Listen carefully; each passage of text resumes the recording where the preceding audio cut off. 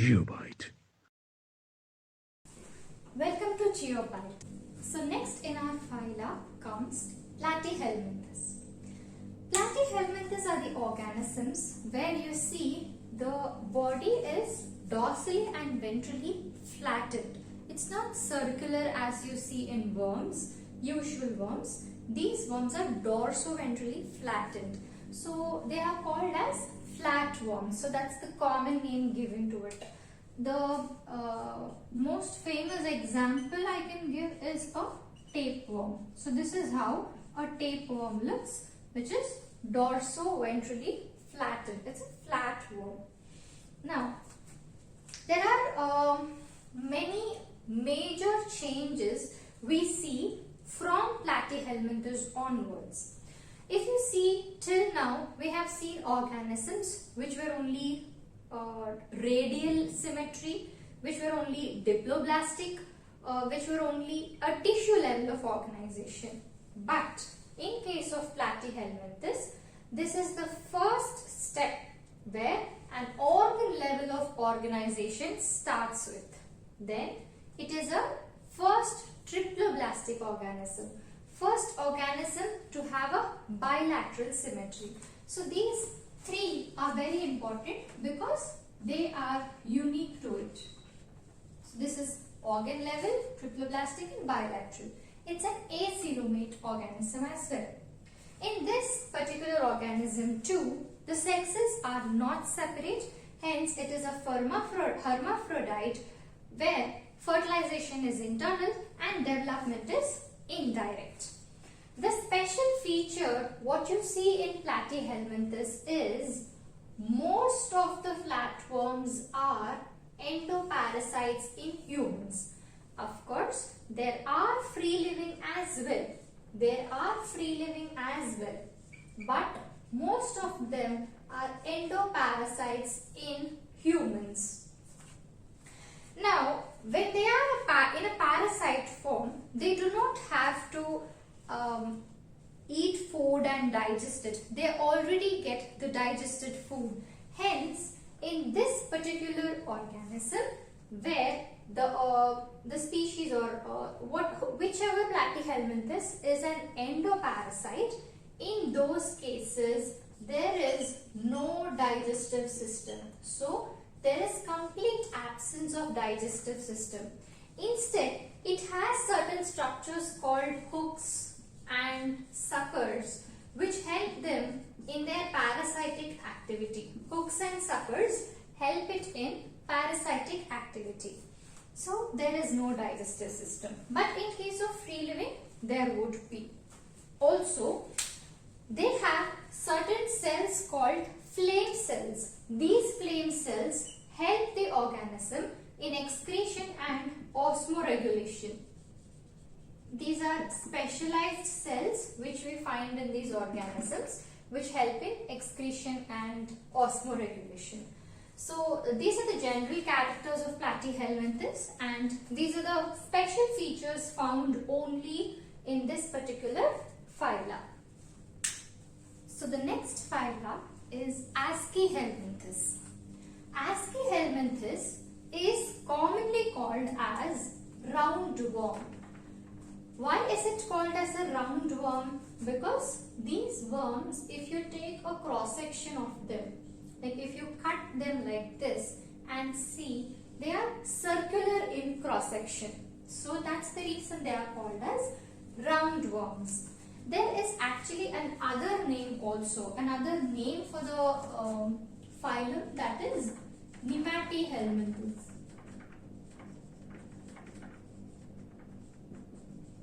Or it is also called as nematode.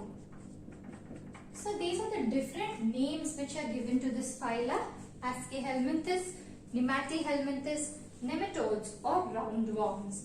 Here, first we'll see the habitat of these particular organisms, aquatic or terrestrial. Do you observe that this is the first very organism where we are talking about terrestrial habitat?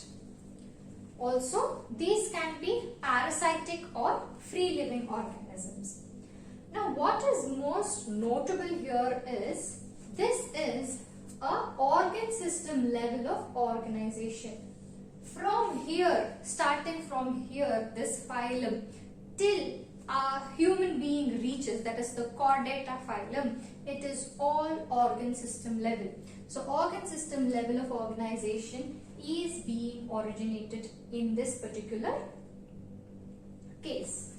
Also, if you see, they are triploblastic and bilateral, and this particular phyla is the only phyla in the whole animal kingdom which has a pseudocoelom. This we have already studied, that Aschelminthus is the only phylum having a pseudocoelom. And when it comes to fertilization, its internal development may be direct or indirect. What is very markedly seen here is the presence of two different sexes. That particular term is called as dioecious. In case of Aschelminthus, we see a female Aschelminthus and a male Aschelminthus. An example would be an Ascaris. Ascaris is an example of Aschelminthus. So this is a male Ascaris and this is a female Ascaris. It's usually found that females are longer than male Ascaris. So this is a very notable feature we start seeing from this phyla onwards. Also, we see a complete alimentary canal. So far we have seen there is the same entry and exit for mouth and anus. But here you see there is a mouth, there is a muscular pharynx, there is an excretory tube, and then there is an excretory pore. So this is more or less like beginnings of human digestive system or human alimentary canal. So this is the first very complete alimentary canal we see. So Aschelminthus is the first organ system level of organization. They are the only pseudocoelomates.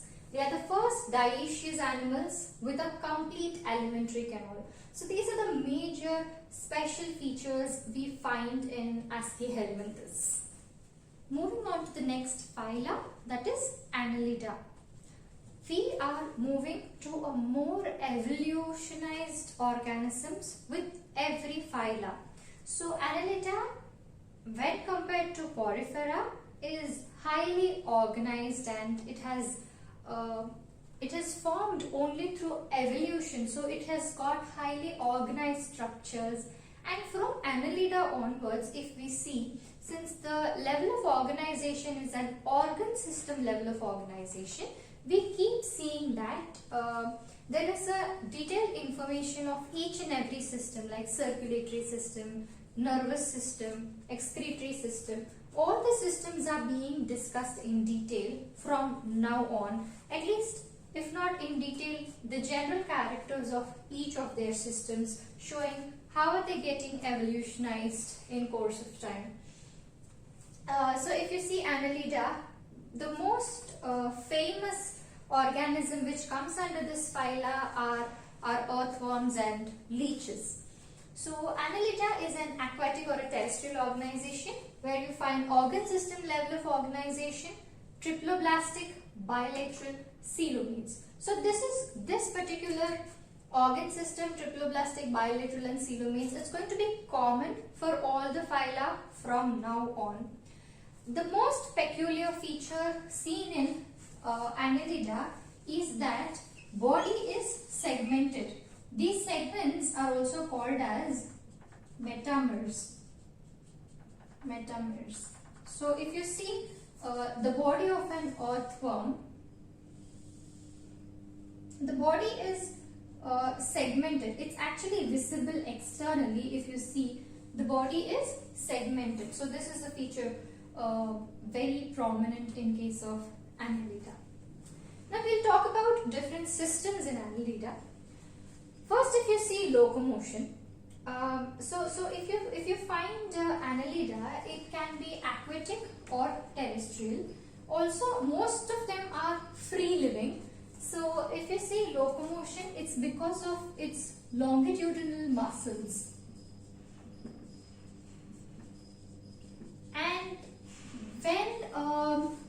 the locomotion is, in case of the aquatic annelids, it needs something like a swimming appendage. So the lateral appendages which help it in swimming are called as parapodia. Parapodia help the organism in swimming. Then the circulatory system in case of annelids is closed. That is, there is a closed circuit kind of a system. Then the excretion and osmoregulation are very important activities. They are taken up by specialized structures known as nephridia. So nephridia will help in excretion. Neural system is a very advanced level, I can say, when compared to the previous phyla. So in this case, it's going to have, if this is the dorsal part of the organism and this is the ventral part of the organism, on the dorsal side it has two ganglia. So there are a pair of ganglion. This majorly function like, when I can give a very bad analogy, that is comparing with it with a human brain. So these pair of ganglion will get connected to the ventral nerve cord. So there are two ventral nerve cords running in the ventral side. So this is the ventral nerve cord. So these nerve cords are attached to these ganglion by lateral appendages. So it's like a circle being formed here. It's like this. So the ganglion are being connected to the cord by lateral appendages. So that's about the neural system of Annelida. So this is a very important feature in case of annelids. So that's where it starts forming a this is a starting point of forming a very highly specialized nervous system. So we see there is some kind of an advancement in each of the systems as we proceed towards chordata. Reproduction is only a sexual reproduction, and there is this marked feature that you see both dioecious and monoecious organisms in annelids. Previously we have seen Aschelminthus being only dioecious, but in case of annelids we find both monoecious and dioecious. That is, in dioecious we find both male and female. So an example for this could be Nereis. Nereis, we find both male Nereis and female Nereis, but monoecious is earthworm. Earthworm and our leeches, all these are single sex. That is, we do not have a male earthworm and a female earthworm. No. We do not have a male leech and a female leech. No. Both the sexes are present in same earthworm, in a same leech. So they are monoecious. So these are the general characters of Annelida. Body is segmented. These are the special features found in this phylum. Locomotion with longitudinal muscles and parapodia. Circulatory system being closed. Excretion to specialized structures called as nephridia. Neural system being like this. The reproduction is sexual only. And the sexes are both dioecious and monoecious. So this is all about Annelida. Thank you for watching, and please do like, share, subscribe and comment to GeoBite. GeoBite.